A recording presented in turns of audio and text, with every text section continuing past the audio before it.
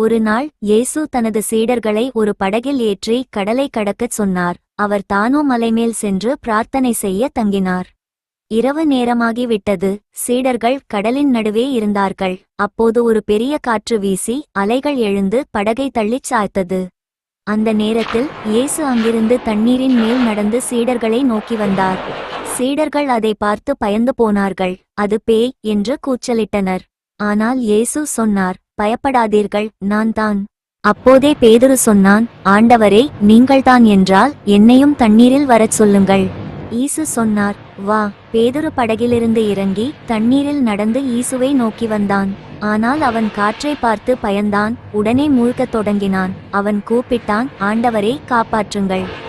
இயேசு உடனே கை நீட்டி அவனை பிடித்து, ஏன் சந்தேகப்பட்டாய், உன் நம்பிக்கை எங்கே என்று சொன்னார். இருவரும் படகுக்குள் வந்தபோது காற்று நின்றது. அனைவரும் வியந்து, இவர் உண்மையில் தேவனின் குமாரர் என்று கூறினர்.